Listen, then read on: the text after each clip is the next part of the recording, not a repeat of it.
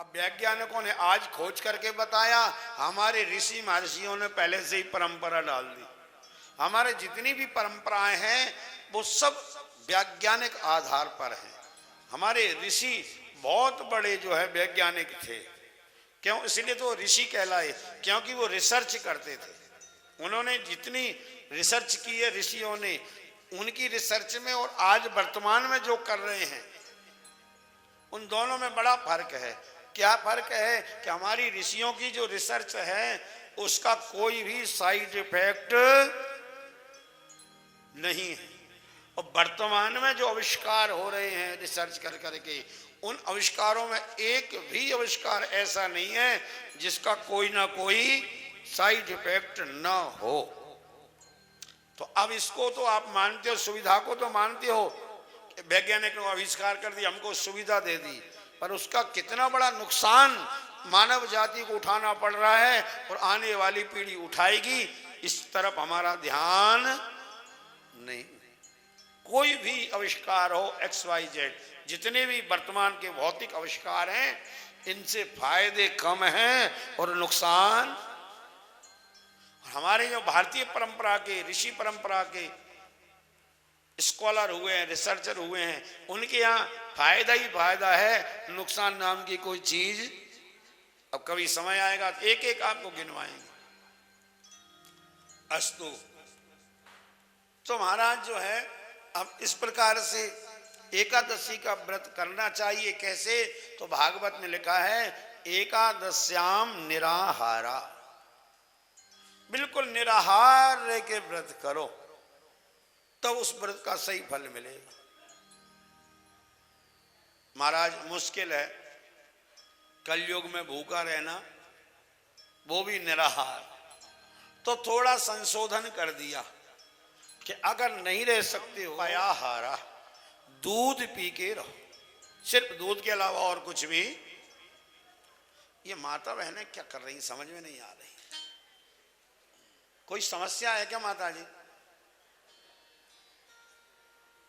और हो तो आप हाथ खड़ा करके कर दिया करो, महाराज जी थोड़ी कथा रोक दो, हमें समाधान कर लें फिर कथा करना। तो 10-5 मिनट के लिए रोक दिया जाएगा, क्या परेशानी है ना। पर इस तरह दो काम एक साथ नहीं होंगे ना। अगर ज्यादा ही कोई हो, आवश्यक वार्तालाप हो, तो ऐसे हाथ उठा दो, हमको सब दिख रहा है, हम करके समझ जाएंगे कि हाथ उठाए इसका मतलब वही कथा रोकनी है, बात करना जरूरी है। बोलिए वृंदावन बिहारी लाल के। पर विक्षेप में हम चाहते हैं कि भागवत के अलावा भी आपको कुछ ऐसी व्यवहारिक बातें बताएं कि आपका जीवन सुधरे, आनंद में हो। लेकिन कुछ लोग ऐसे हैं कि वो चाहते ही नहीं है कि जीवन आनंद में रहे हमारा। इतना तकलीफ में है समाज वर्तमान में। आप जैसे देखो, हम लोग देखते हैं इतना समस्या है, इतनी समस्या है कि पूछो मत। और वो समस्याएं किसके द्वारा पैदा की गई हैं? किसी दूसरे के द्वारा ना। मैंने एक दिन कहा था आपको कि जैसे पागल आदमी ऊपर पत्थर फेंकता है ना, तो गिरेगा उसी पर, वो क्या सोचेगा कोई दूसरा फेंक रहा है। तो समस्याएं तो हैं लोगों पे, पर उन समस्याओं का वो जिम्मेदार अपने आप को नहीं, हमेशा दूसरों को ही मानता है। अरे हमारा भाई बहुत खराब है, हमारा पड़ोसी, हमारा ये, हमारा वो, हमारा ये, हमारे कर्म, कल किसी ना किसी को जरूर दोष लगाएगा। और कोई नहीं मिलेगा तो भगवान तो बने बनाए बेचारे, वो कुछ बोलते नहीं है। अरे राम, भगवान ने बड़ा बुरा किया। अरे भगवान को क्या पड़ी है किसी का बुरा करने की? वो तो सबके सुहृद हैं, हितैषी हैं। भगवान कभी किसी का बुरा नहीं करते हैं। तो भाई ये बुरा कहाँ से हो रहा है? ये अनजाने में हमारे द्वारा ही फेंके हुए पत्थर हमारे ही सर पर पड़ रहे हैं। संत वाणी का एक दोहा है, आप सुनो ध्यान से। संत कहते हैं राम न मारे काहुए ऐसे मेरे राम, राम न मारे काहू को ऐसे मेरे राम। आप ही तो मर जाएंगे कर कर खोटे का, आप ही तो मर जाते कर कर खोटे का। तो कहते हैं संत वाणी में कि भगवान को क्या पड़ी है किसी का बुरा करने की, वो खुद ही अपने कर्म से परेशान रहता है। इसलिए शांति और सुकून से जीना हम लोग सीखें। एकादश्याम निराहारा, एकादशी को बिल्कुल निराहार रहना चाहिए। आपके महाराज कैसे रहते हैं? जैसे हमारी बेटी रहती है जो कथावाचक है ना ज्योति, वो जल भी नहीं लेती है, और एक और 4 घंटे बोलती है।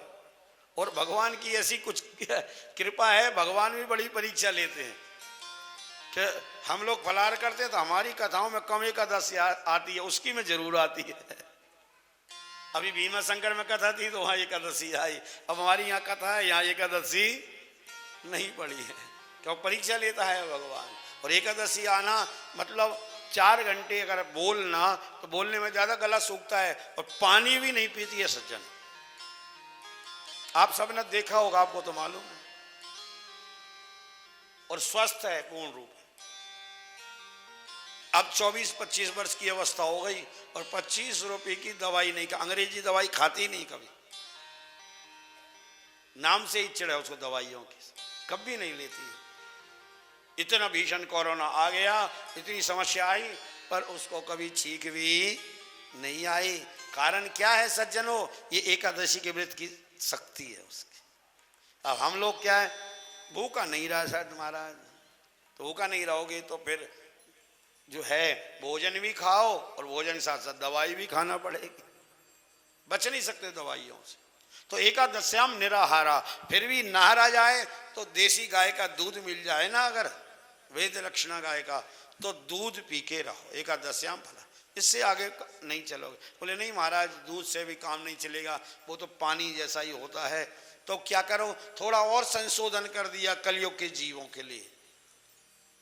बोले एकादश्याम फलाहारा, फल खा के रहो, मौसमी ऋतु फल, सीजनेबल। अंगूर का सीजन है, थोड़े अंगूर ले आओ, भगवान को भोग लगाओ, अंगूर पा के रह जाओ। आम का सीजन, आम संतरे का, जाम, जो भी फल हो, तो फल तक तो ठीक है। और फल के बाद अगर आपने और कुछ खाया तो वो एकादश्याम फलाहारा नहीं हुआ। आजकल का जो एक व्रत होता है ना एकादशी का, 2 दिन पहले से ही, नौमी से ही माता जी पुकारने लगती, अरे बेटा गोविंद देव जी जा रहा है क्या? हाँ माता जी गोविंद देव जा रहा हूँ। अरे परसों एकादशी है, वो राजगिरी का आटा ले आना, कुट्टू का आटा तो घर पे ही रखा है, थाल की बर्फी बाजार से मंगा लूंगी, सौंख्या की खीर भी बना लूंगी थोड़ी सी। अरे माता जी तू एकादशी का व्रत करेगी कि बासोड़ा की तैयारी कर रही है? अरे बासोड़े में होते हैं ना तरह तरह के पकवान बनते हैं, तो एकादशी नहीं होती है, लगता है बासोड़ा की तैयारी हो रही है। ऐसे लोग व्रत करते हैं, भगवान जाने। वो एकादश्याम फलाहारा नहीं करते हैं, एकादश्याम फुल आहारा, फुल आहारा ठूस कर। तो क्या होगा, ये कहानी हमारे एक भागवत मैया में लिखी है, कथा सुनने आए तो कुछ तो सीख कर जाएं। अब आपने 14 दिन खा लिया ठूस के, एक दिन तो गैप रखो। अरे जो मशीनें हैं उनको भी रविवार को छुट्टी दी जाती है, उनकी ओवर हालिंग होती है, उनका भी जांच पड़ताल होती है। और जो अंदर पचाने की मशीन है, इसको बिल्कुल आराम नहीं दे रहे हो, डाले जा रहे हो, तो ये बेचारी कब तक काम करेगी बोलो? थोड़ा तो विचार करके देखो सज्जनों, ये कथा हमको सिखाती है। एकादश्याम निराहारा, नंद बाबा निराहार व्रत करते थे। द्वादशी को यमुना जल में स्नान करने गए, थोड़ा जल्दी चले गए, तो जल का अपमान समझ के कुबेर के सेवक इनको पकड़ के ले गए। वो वरुण के, सॉरी जल के देवता हैं वरुण, तो वरुण लोग को ले गए वो। अब महाराज लोगों ने कहा कन्हैया तेरे बाबा यमुना में डूब गए, बाबा डूब गए। कन्हैया आए, बोले नहीं डूबे नहीं, वो समझ गए कहाँ है। ध्यान लगाया, कन्हैया ने यमुना में छलांग लगाई, वरुण लोग को गए और अपने बाबा को वहां से लेके आए। अब वरुण लोग इतना दिव्य था कि महाराज ग्वाल वालों को आके नंद बाबा ने बताया कि आज कन्हैया ने मुझको बैकुंठ दिखाया। अब ग्वाल पीछे पड़ गए, कन्हैया तू भगवान है, अपने बाबा को बैकुंठ दिखाया, हमको नहीं दिखाया। कन्हैया बोले वो बैकुंठ नहीं था, वो तो ब्रह्मलोक था। तो बैकुंठ कौन सा है, तू हमको बैकुंठ दिखा, बैकुंठ दिखा। कन्हैया बोले ठीक है दिखा दूंगा, चलो। तो महाराज तेतु ब्रह्म हृदय नीता मग्ना कृष्णेन नोदिता, महाराज ब्रह्म कुंड के पास ले गए और कहा इसमें कूद जाओ। सभी लोग उस ब्रह्मकुंड में छलांग लगाई और जैसे ही ब्रह्मकुंड में कूदे, जब निकलते हैं तो सारे ब्रजवासी ग्वालवाल बैकुंठ में जाके निकले, ऐसा यहाँ वर्णन आया। अब बैकुंठ में जाके निकले तो वहाँ क्या देखते हैं, बहुत सुंदर नंदन वन है, चारों तरफ से मणियों के और माणिकों के तो दीवारें बनी हुई हैं, देहली बनी हुई हैं, फर्श हो रहे हैं और बड़ा ऐश्वर्य, बड़ा वैभव वहाँ का देखा। और ब्रह्मा शिव सनकादिक आदि आके भगवान की स्तुति का गायन कर रहे हैं। भगवान शेष नाग की सैया पर लेटे हुए हैं, चैन की बांसुरी बजा रहे हैं। ब्रजवासी बोले, भैया अपनों कन्हैया देखो देखो हैं, अपने यहाँ तो यमुना में 100 फन वाले पर ही नाच किया था, यहाँ तो 1000 फन वाले पर बैठो है, चलो चलो कन्हैया के पास। सब गए, सेवकों ने रोक लिया, बस यहाँ से आगे नहीं जा सकते। जब आगे नहीं बढ़े तो कन्हैया मन में विचार करने लगी, भैया इससे तो हमारा वो ब्रज वालों कन्हैया ही बढ़िया है, यहाँ तो दर्शन भी नहीं करने दे रहे और वहां तो हम उसके साथ कबड्डी खेलते हैं, गाय चराते हैं, कलेवा करते हैं, तो हमको ऐसा भगवान नहीं चाहिए जिसके दर्शन दुर्लभ हों, हमको तो ऐसा भगवान चाहिए जो हमारे साथ खेलने वाला था, हमको तो वापस वही पहुंचा दो। स्मरण किया, उसी कुंड से वापस निकल आए और कन्हैया जो है ना मुस्कुरा रहे हैं कुंड के बाहर खड़े। कहो भैया कैसे लोगो बैकुंठ, और जाओगे क्या? बोले नहीं, हमको नहीं जाना तुम्हारे बैकुंठ में और ना हमको वहाँ रहना है, हमको तो यहीं बढ़िया है। और हमारा कन्हैया वहाँ तो तेरे पास किसी ने जाने तक नहीं दिया हम, और यहाँ देख तेरे से बात कर रहे हैं, तेरे से खेल रहे हैं। ऐसा सुलभ और सरल ठाकुर जो वृंदावन में है वो कहीं भी दुनिया में नहीं मिलेगा। संत गाते हैं, बहुत सुंदर एक पद है कि ऐसो चटक मटक सो ठाकुर तीनों लोग, ऐसो चटक मटक सो ठाकुर तीनों लोक न हो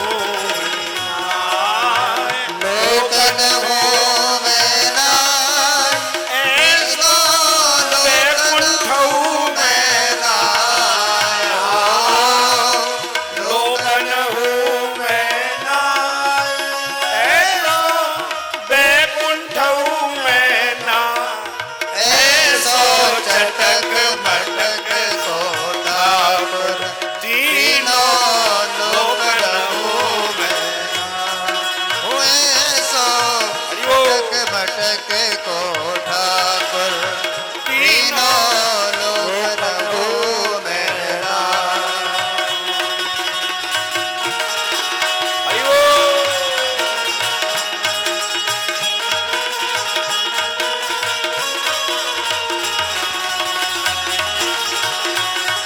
जहो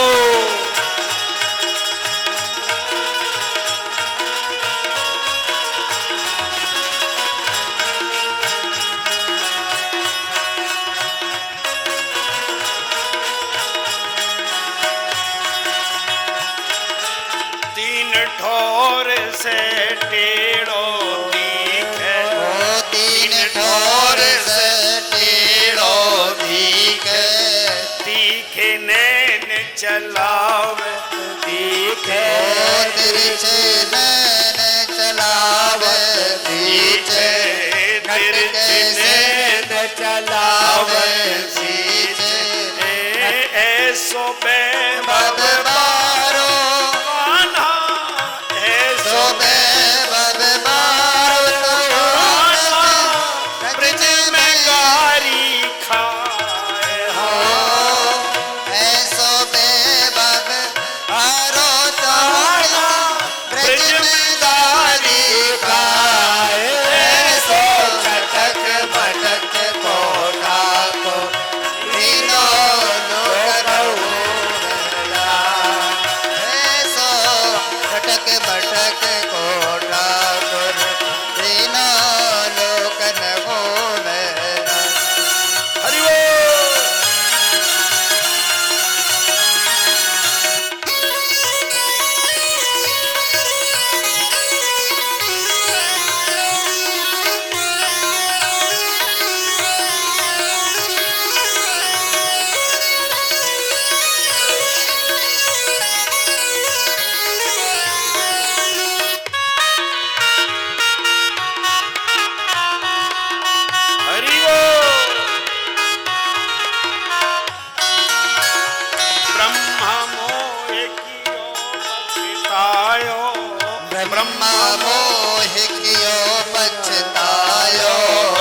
दर्शन को शिव ब्रज में आयो, दर्शन को शिव ब्रज में आयो, मान इंद्र को दूर भगायो, मान इंद्र को दूर भगायो, ब्रह्मा मोह कियो पछतायो, ब्रह्मा मोह कियो पछतायो, दर्शन को शिव ब्रज में आयो, दर्शन को शिव ब्रज में आयो, मान इंद्र को दूर भगायो, मान इंद्र को दूर भगायो, सब देवन को देव, सब देवन देवन को देव ग्वालन से पिट जाओ,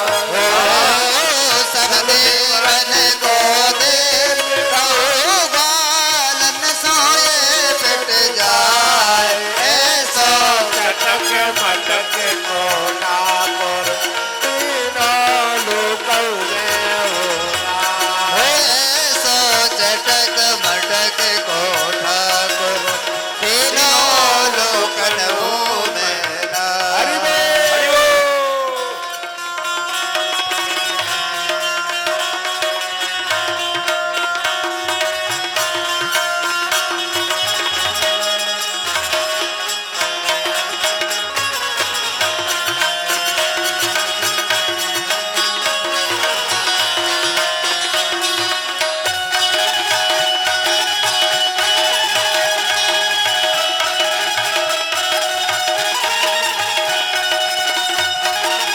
हरि बोल।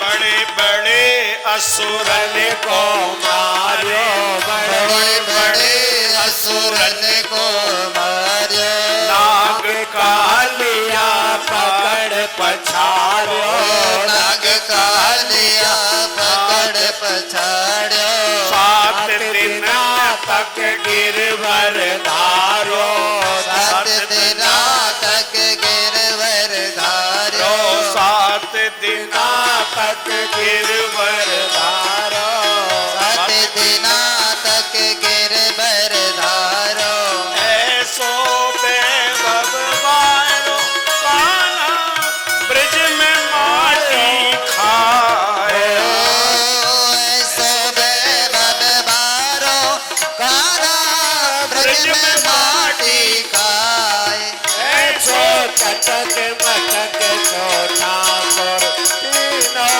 लोकों में ही नाए, ऐसो चटक मटक को ठाकुर तीनों लोकनों में नाए, ऐसो चटक मटक छोटा पर तीनों लोकों में नाए, तीनों लोकनों में बोले बांके बिहारी लाल की जय। अब महाराज आइए रासलीला में प्रवेश करें।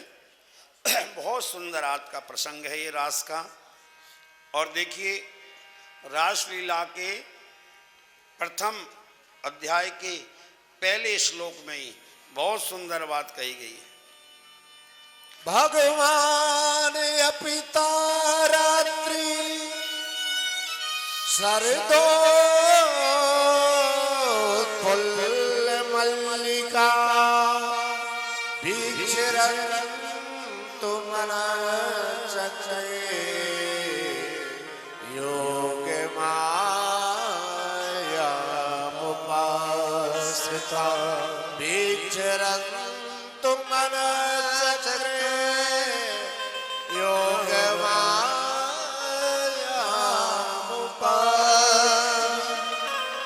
भगवान अपि तारात्रि, भगवान अपि, अपि माने भी, भगवान भी जिनको याद करें। देखो भक्त भगवान को याद करें, ये है भक्ति।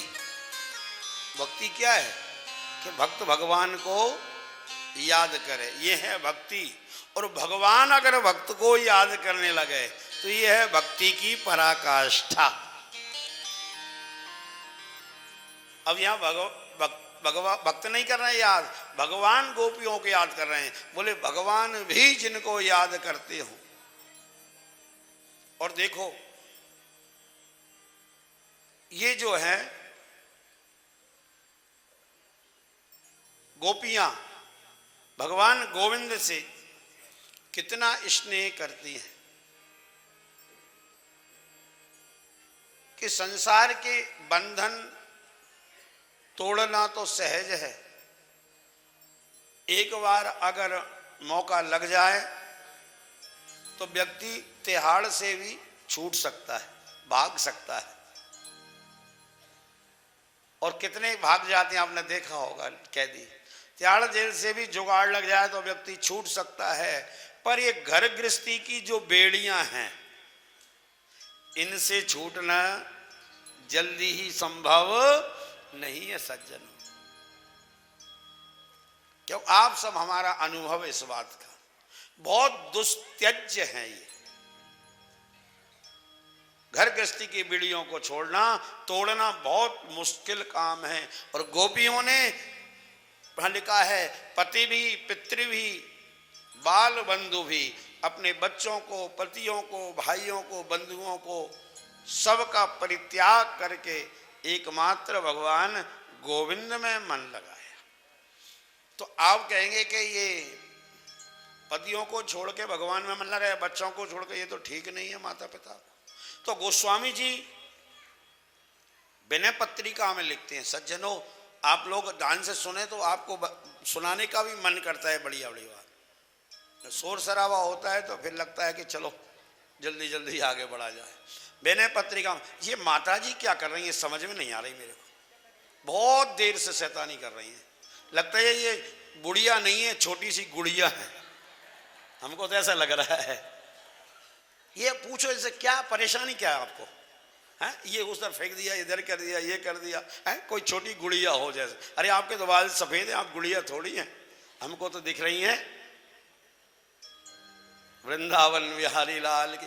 और क्षमा चाहता हूँ, बुरा मत मानना माता जी, मैं बहुत देर से देख रहा हूँ। ये फेंक क्या रही है पहले तो ये बताओ मेरे को, फिर बात करूंगा।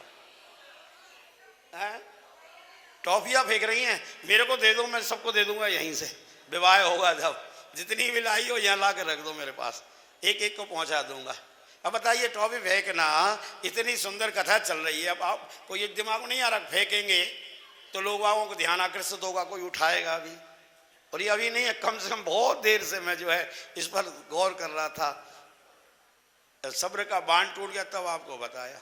ये बिल्कुल भी मर्यादा के खिलाफ है, बिल्कुल ठीक नहीं है। अस्तु, बोली वृंदावन बिहारी लाल की। और वो भी रास जैसा प्रसंग, महारास, जिसमें रस ही रस है और कुछ है ही नहीं, इसी को रास कहते हैं, रसो वही सा है। इतना सुंदर जो रास का प्रसंग है। अब आप तो ये समझते हो रास का मतलब हाँ भगवान महाराज जी एक दो भजन गाएंगे, हम लोग नाचेंगे कूदेंगे, हो गया रास। हमें आपको चाह रहा था कि शरद पूर्णिमा की रात्रि को जैसे भगवान गोविंद ने बंसी बट पर जो आनंद दिया था गोपियों को, वही हम सबको मिले। थोड़ा गहरे ले जा रहे थे, लेकिन आप फिर वापस वहीं जाते हैं घूम फिर कर। अस्तु, तो भगवान अपि तारात्रि शरदोत्फुल्ल मल्लिका वीक्ष रत्न मनश्चक्रे योग माया उपास्यता। योग माया का सहारा लेके भगवान ने बहुत सुंदर रास रचाया। और जैसा कि मैं चर्चा कर रहा था, विनय पत्रिका में गोस्वामी जी कहते हैं, जाके प्रिय न राम वैदेही तजिए ताय कोटि बैरी सम यद्यपि परम स्नेह। कितना ही प्रेमी क्यों ना हो, पर जो परमात्मा से प्रेम नहीं करता, वो हमारा कितना ही बड़ा प्रेमी हो, उसको कोटि बैरी करोड़ों दुश्मन के जैसे छोड़ देना। तो किसी ने कहा कि महाराज पिता माता अगर हमारे ऐसे हों कि जो भगवान से बैर करते हैं, ईश्वर से विमुख हमको ले जाते हैं और हमको नास्तिकता का पाठ पढ़ाएं और माता पिता हों, तो क्या करें? तो उन्होंने कहा कि ना, परम पिता के लिए इस पिता को छोड़ देना चाहिए। महाराज किसी ने छोड़ा है, कोई उदाहरण है क्या? बोले है ना।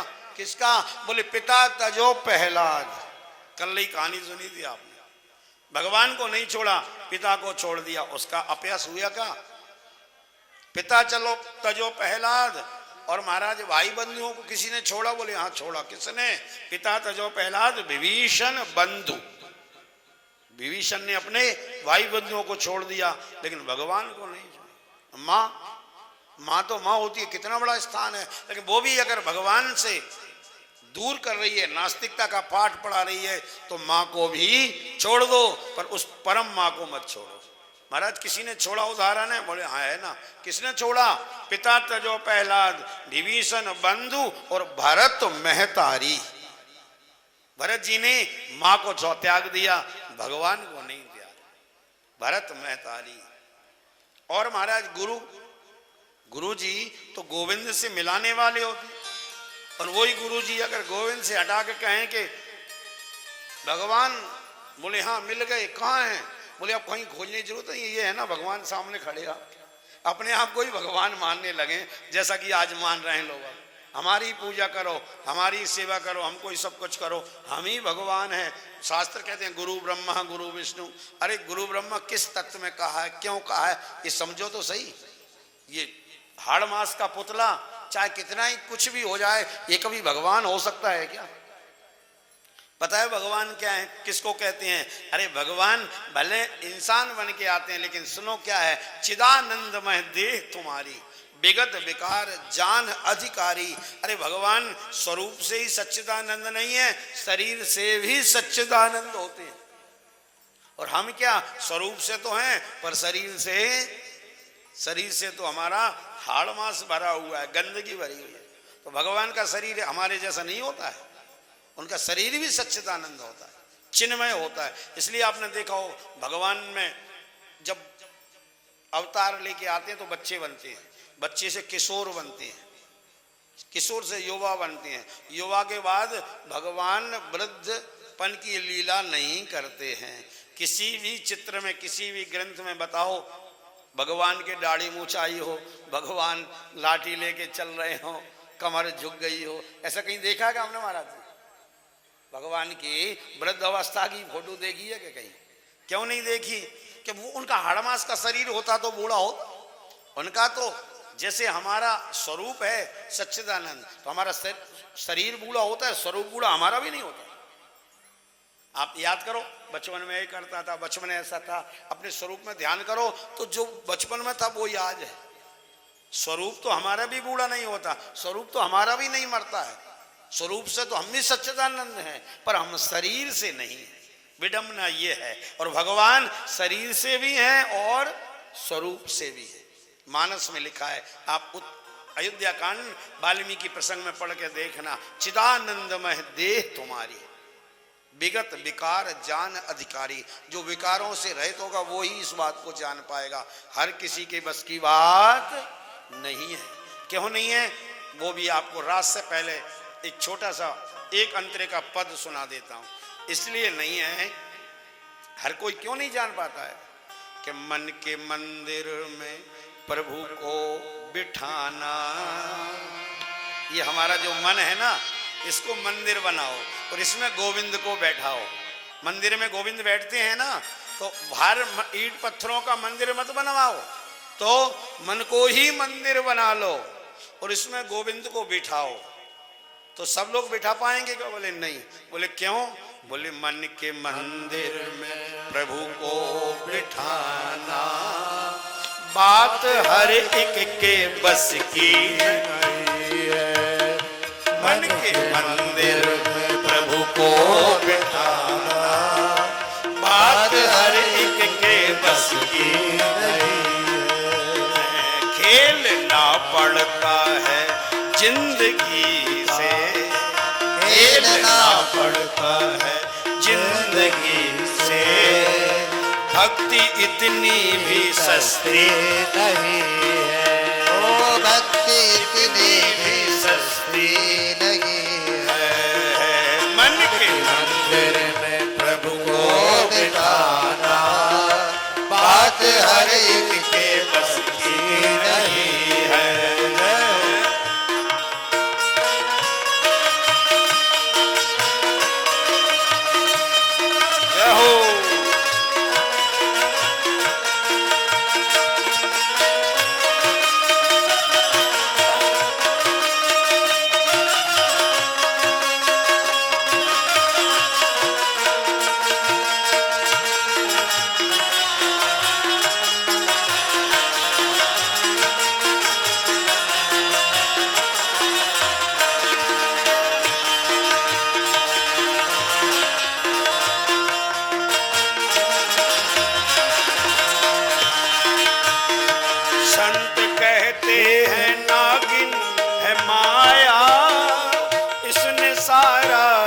जगत काट खाया। संत कहते नागिन है माया, इसने सारा जगत काट खाया। संत कहते हैं ये माया क्या है, ये नागिन के जैसी है, और नागिन एक बार काट ले तो उसका जहर जल्दी उतरता, ये माया भी नागिन के ही जैसी है। संत कहते हैं नागिन है माया, इसने सारा जगत काट खाया। इसने सारा जगत काट, ओ इसने सारा जगत काट खाया। तो इस माया से कोई नहीं बचा, इस नागिन से कोई नहीं बचा, बचा है कौन? राम का नाम है जिसके मुख में, राम का नाम है जिसके मुख में, उसको नागिन ये डसती है। राम का नाम है जिसके मुख में, उसको नागिन ये डसती नहीं है।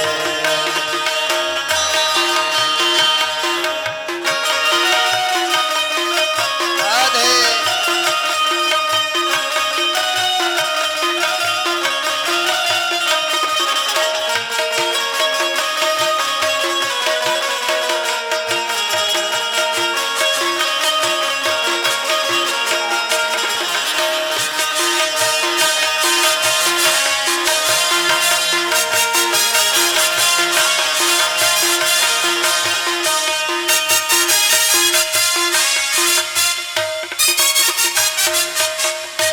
वृंदावन बिहारी लाल की।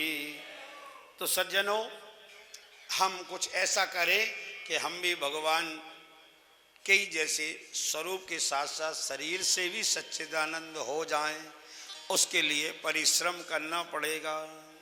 अस्तु। तो भगवान अपिता रात्रि शरदोत्फुल्ल मलिकः वीक्षरन्तुम मनश्चक्रे योग माया उपाश्रितः। तो पिता तजो प्रहलाद विभीषण बंधु भरत मैतारी और बलि गुरु तजो। गुरु भी अगर आपको ये कहता कि मैं ही भगवान हूं ना, गुरु क्या करता? भगवान से मिलाता है। राम मिलावन हार, सदगुरु राम मिलावन, राम से मिलाने वाला है, खुद थोड़ी भगवान बनने वाला है। तो क्या करें? बोले अगर गुरु नास्तिकता का पाठ पढ़ाए तो फिर उसको भी त्याग दो। किसी ने त्यागा, कल कथा सुनी थी आपने, बलि गुरु तजो। बलि के सामने दो ऑप्शन, एक तरफ गुरु जी एक तरफ भगवान, तो उसने भगवान को बरियती, गुरु जी को छोड़ दिया। बलि गुरु तजो। और कंत ब्रज बनितन, इन ब्रज गोपियों ने, ब्रज वनिताओं ने किसको छोड़ा? कंत माने पतियों को छोड़ दिया, पुत्रों को छोड़ दिया, पर भगवान को नहीं छोड़ा। भय मुद मंगलकारी, इनका किसी का अपयश नहीं हुआ। इसने गुरु को छोड़ दिया, माता पिता को छोड़ा, तो अपयश हो गया हो ना, इनका कीर्ति हो गई। इसीलिए दो प्रकार का धर्म होता है, एक होता है धर्म और एक होता है परम धर्म। तो जब परम धर्म अपनाने की बात आए तो धर्म को छोड़ देना, धर्म कर्म करो अच्छी बात है, पर जब परम धर्म आए तो धर्म को छोड़ दो। कैसे? जैसे माता पिता की सेवा करना धर्म है कि नहीं? बोलो, सब शास्त्र कहते हैं माता पिता की सेवा करना धर्म है, ठीक है। और जो नहीं करे, मान लो कोई माता पिता की सेवा, तो उसको पाप लगेगा कि पुण्य? क्या लगेगा? पाप लगेगा। तो अब बताओ, जितने जो ये महात्मा हैं, संत हैं, ये बचपन से ही माता पिता को छोड़ गए, तो वो तो कोई सेवा नहीं कर रहे हैं ना। आ रहे हैं क्या माता पिता के पास? लौट के देख रहे हैं। तो अगर माता पिता को छोड़ने पर, उनकी ना सेवा करने पर पाप लगता, तो सबसे ज्यादा बड़े पापी तो महात्मा हो जाते हैं। पर महात्माओं को पाप लगता है क्या? बताओ, नहीं लगता ना। क्यों नहीं लगता? क्योंकि माता पिता की सेवा करना धर्म है, और महात्मा जिसकी सेवा कर रहे हैं वो है परम धर्म। तो उन्होंने परम धर्म को छोड़ दिया। इसलिए इस बातों को हम कहते हैं कि जब परमात्मा की बात आए तो वो ही सर्वोपरि है, उससे नीचे कोई भी नहीं है। इसलिए हम लोग रोज गाते हैं, हाथ जोड़ते हैं, गोविंद के मंदिर में जाते हैं, तो जब भी जाएंगे वहां एक ही बात कहेंगे, क्या? तुमेव माता च पिता तुमेव तुमेव बंधो च सखा तुमेव विद्या द्रविणम तुमेव त्वमेव सर्वम मम देव। कह तो देते हैं तुम ही माता हो, तुम ही पिता हो, तुम ही धन हो, तुम ही दौलत हो, बंधु हो, सब कुछ तुम ही हो हमारे। बस कहते हैं खाली, मानते इसका अर्थ यही तो है कि हमारे जो कुछ है सब आप ही हैं। माता रामो मत पिता रामचंद्र स्वामी रामो मत सखा रामचंद्र सर्वस्व में रामचंद्रो दयालो नान्यम जाने नैव जाने न जाने। ऐसा भाव आए तब ये रास की कथा समझ में आएगी, नहीं तो थोड़ा दो चार ठुमके लगा लोगे, नाच कूद लोगे, क्या हुआ? बोले हो गया रास। रास अद्भुत महाराज कथा है रास की, भागवत जी का हृदय है ये। 5 अध्याय पंच प्राण है महाराज। शरीर में जैसे प्राण होते हैं उसी प्रकार भागवत जी में रास पंचाध्यायी है। फिर गोविंद समय लाएगा और विस्तार से चर्चा करेंगे। अभी तो महाराज गोविंद ने रास करने का मन बनाया तो क्या किया? सबसे पहले वेणु वादन किया, बांसुरी पर एक सुंदर गीत गाया। निशम गीतम तदनंग वर्धनम निशम गीतम तदनंग वर्धनम ब्रजस्त्रिया कृष्ण गीतमानसा ब्रजस्त्रिया कृष्ण गीत मानसा आज मुरण्यो नमलचतोतमा आज मुरण्यो लचनतोप्यमा आसायत्र कांतो जविलोल कुंडला सायत्र कांतो जविलोल कुंडला निशम गीतम तदनंग वर्धनम निशम्य गीतम निशम्य गीतम तदनंग वर्धनम। निशम्य माने सुन करके गीत को, कौन सा गीत? जो वेणु पर गाया गया था। किसने सुना? कल भगवान ने बांसुरी बजाई थी तो सबने सुनी थी, सर्वभूत मनोहरम। और आज इस बांसुरी को कौन सुन रहा है? बोले ब्रज स्त्रिया, ब्रज की स्त्रियां, गोपियां ही सुन रही, और कोई नहीं। ब्रज स्त्रिया कृष्ण गृहीत मानसा, भगवान ने उनका मन खींच लिया और गोपियां हाल बेहाल हो गई। और क्या हुआ?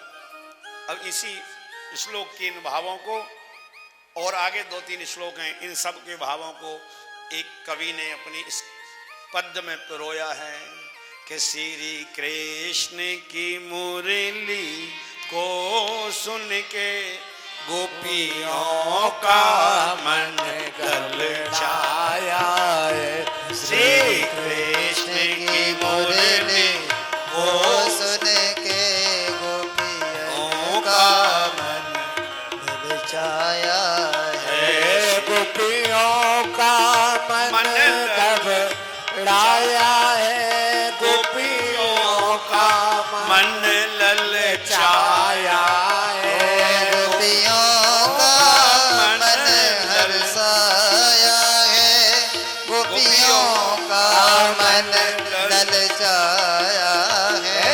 श्री कृष्ण की मुरली को सुनकर गोपियों का मन ललचाया।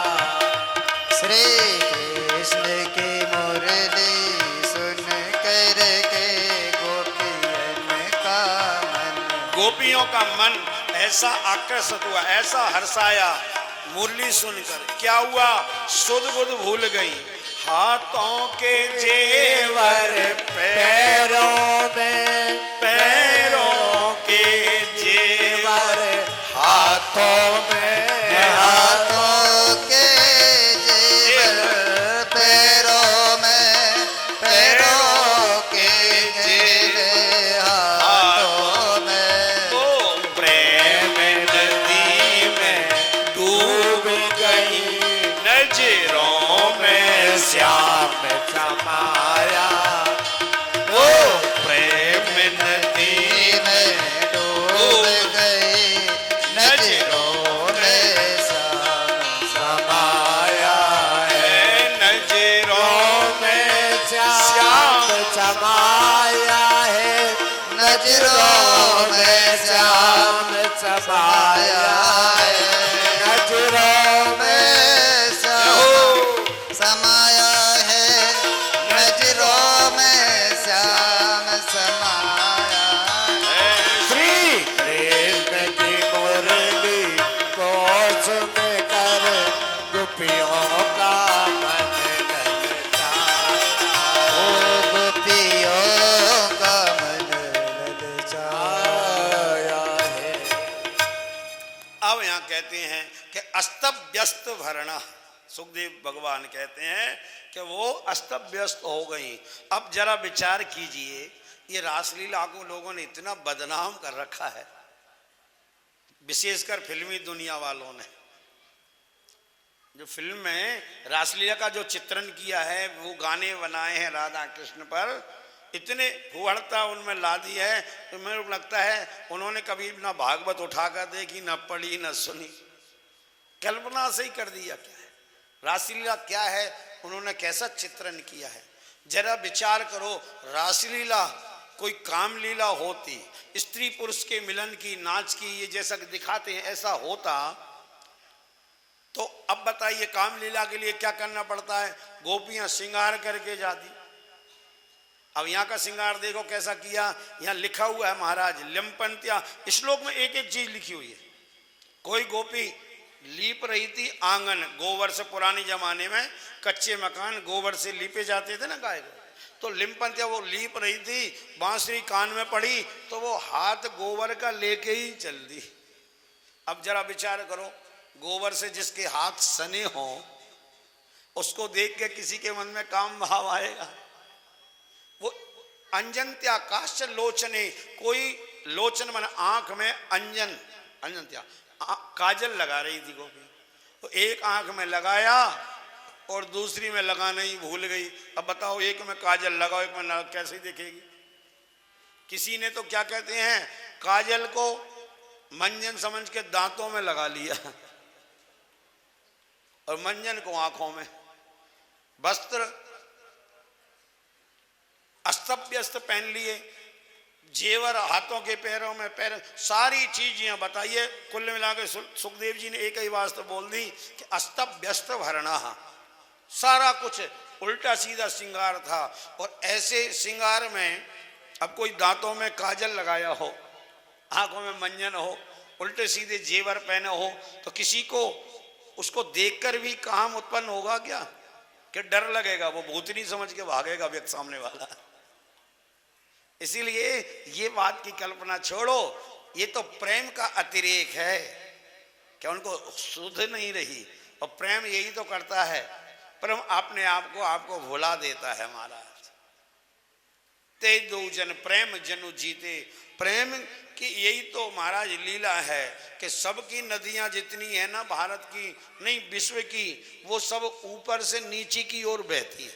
नदियां क्या, पानी का स्वभाव होता है, आप कहीं भी डालो नीचे ही बहेगा, पानी नीचे की ओर बहती हैं समस्त नदियां। लेकिन एक प्रेम की नदी ऐसी है जो कैसी है, बोले कौन पावे या को पार, प्रेम नदिया की सदा उल्टी बहधार, कौन पावे या को पार, कौन पावे या को पावे। प्रेम नदिया की सदा उल्टी बहेधार, ये प्रेम की नदी ऐसी है। और नदी ऊपर से नीचे की ओर बहती है, और प्रेम की नदी नीचे से ऊपर की ओर बहती है। ये आपको उत्थान करा देती है। अब गोपियां दौड़ी दौड़ी गईं, भगवान कृष्ण ने कहा स्वागतम भो महाभाग प्रियम किम करवानी वा। आओ गोपियों में आपका स्वागत है, क्या सेवा करूं आपकी। दिष्टुम वनम कुस्मितम राकेश कर रंजितम। ये सुंदर वन को देख लिया, वन देखने आई थी ना, ये सुंदर चांदनी देख ली, अब घरों को जाओ। गोपियां बोली ना, चांदनी देखने नहीं आए, वन देखने नहीं आए। तुमने चीर हरण के समय हमको वचन दिया था कि मैं तुम्हारे साथ रास रचाऊंगा। शरद पूर्णिमा को आज वो दिन आ गया, हम आपके साथ रास करने आई हैं। भगवान गोविंद ने अनेक उपदेश दिए, पर गोपियों का प्रेम अतिरेक देख करके उनके साथ रास करने का मन बनाया। और जैसे ही भगवान रास करने लगे सज्जनों, तो इधर क्या होता है, तो गोपियों को महाराज मद हो गया।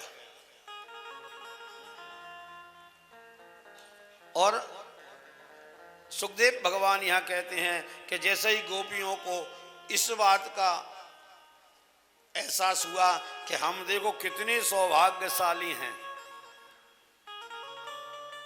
सबको छोड़ के गोविंद हमसे अंतरंग रास रचा रहे हैं। तासाम तद सौभाग मदम, सौभाग्य मतलब अपने सौभाग्य का ही मद हो गया। वीक्षम मानम च केशवा, और भगवान केशव तो वीक्षमान तत्काल देख लेते हैं, एक एक संकल्प विकल्प नोट करते हैं। भगवान के यहाँ तो अभिमान तो चल ही नहीं सकता, बिल्कुल भी मान भी नहीं चल सकता है। वहां तो निराभिमान होके जाना पड़ेगा, मान भी नहीं रहेगा।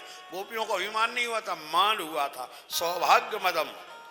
तो भगवान ने क्या किया, प्रसमानाय प्रसादाय, उस सौभाग्य मद को प्रशमन मतलब समन करने के लिए, मिटाने के लिए, और प्रसाद आय अर्थात गोपियों पर कृपा करने के लिए क्या किया, तत्रैवांतर धीयत, तत्रई अंतर धीयत, अंतर ध्यान हो गए। अब भगवान देखा दिखे नहीं है तो गोपियां रोने लगी, और गोपियों ने रोते हुए जो गीत गाया उसी का नाम हो गया गोपी गीत। आइए दो चार श्लोक गाएं। संपूर्ण गोपी गीत गाना तो संभव है नहीं, समय बहुत कम है, और थोड़ा बहुत भाव आपको बता देंगे। बहुत प्यारा है गोपी गीत। आइए दो चार श्लोक बोलते हैं। गोप्या ऊचु जयति तेतिकम जन्मना व्रजा श्रयत गिंद्रा शाश्वत रहे दायित्व सदा देख चुका का पवित्र का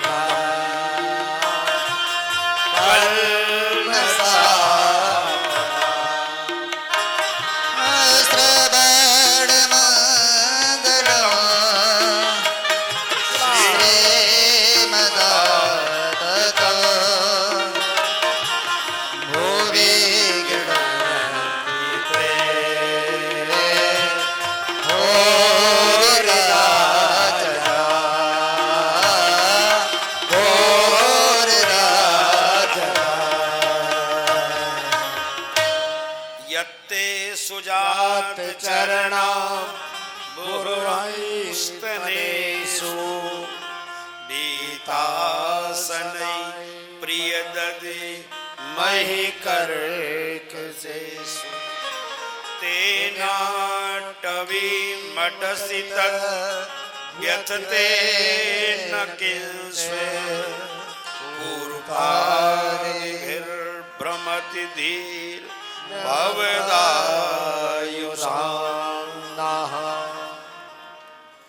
इस प्रकार से हमने इन 6 श्लोकों को गायन किया। वैसे 19 श्लोक हैं। आपके महाराज बड़ा आनंद आ रहा था, पूरा ही सुना देते, पूरा सुनाते, पर क्या करें, समय इजाजत नहीं। हमने अपने जीवन में कथाओं में एक बार गोपी गीत पूरा गाया है। वो कहां पर? सुकताल में, जहां सुखदेव जी ने भागवत सुनाई है ना। एक बार क्या, 3 बार, क्योंकि 3 बार कथा हो चुकी है। एक बार इसलिए कहा, हम सोचे कई बार हुई होगी, अब ख्याल आया पिछले मई में भी करके आए। 3 कथा हुई सुकताल में, तीनों बार जो है हमने पूरा गोपी गीत गाया। क्यों? और अब कभी होगी तो फिर भी गाएंगे। और सुकताल में नहीं, कहीं भी गा सकते हैं। कारण क्या है कि सुकताल में कथा 2 समय होती है, क्यों? वहां कुछ घूमने का नहीं। अब यहां भी कर देते 2 समय, पर समस्या ये है कि यहाँ भ्रमण की जगह होती है और लोग आते ही घूमने के लिए है, उद्देश्य ही वही है। तो 2 समय करके भी टेंट को, कुर्सियों को थोड़ी सुनाएंगे, कथा तो पब्लिक सुनती है। तो कहने का भाव है कि एक वही ऐसी जगह है, तीर्थों में जितनी जगह हम गए ना, एक समय करना पड़ती है कथा। श्रीमद् भागवत कथा सुकताल में हुई 2 समय, और राम कथा ओरछा में हुई।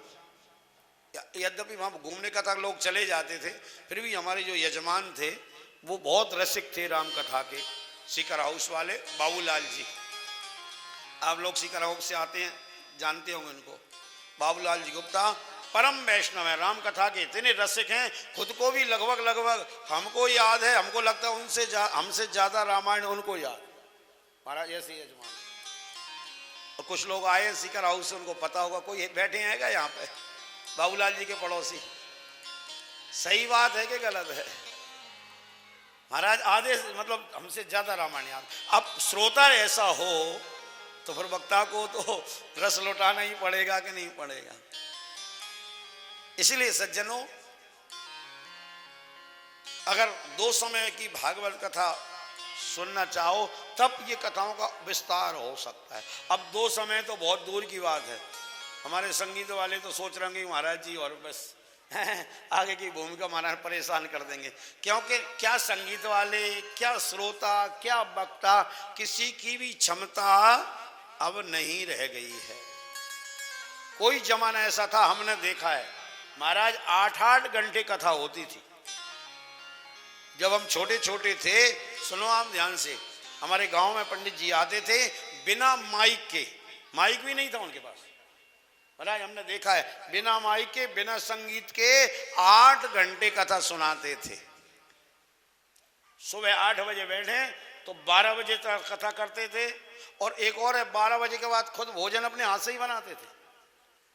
8 घंटा कथा और भोजन प्रसादी बनाते थे, हमने देखा है। और ऐसी बुलंद आवाज है पंडित जी की कि 500 आदमी भी बैठे हों तो बिना माइक की आवाज पहुंच जाती थी और बिना संगीत के।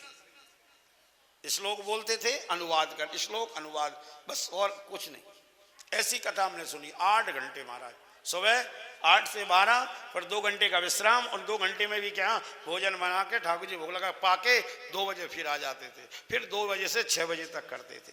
आज कोई बैठ सकता है क्या इतना? चलो करने ही वाला मिल रहा है तो सुनने वाला है क्या? कोई है क्या? कितने लोग हैं जो 8 घंटा कथा सुनेंगे?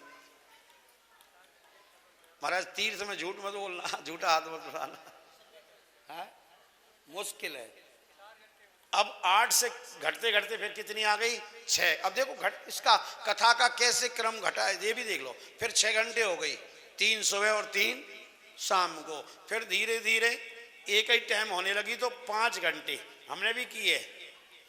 95-96 जब हम शुरू की थी तो 5 घंटे 12 से 5 करते थे। फिर वो एक समय हो गई, 2 समय तो टूट गई, एक समय 5 घंटे, फिर 5 में भी 4 आ गई, और अब 4 में भी तो हम जैसे लोग कर रहे हैं, जो स्टैंडर्ड के वक्ता स्टैंडर्ड श्रोता वो तो 3 घंटे ही करते हैं।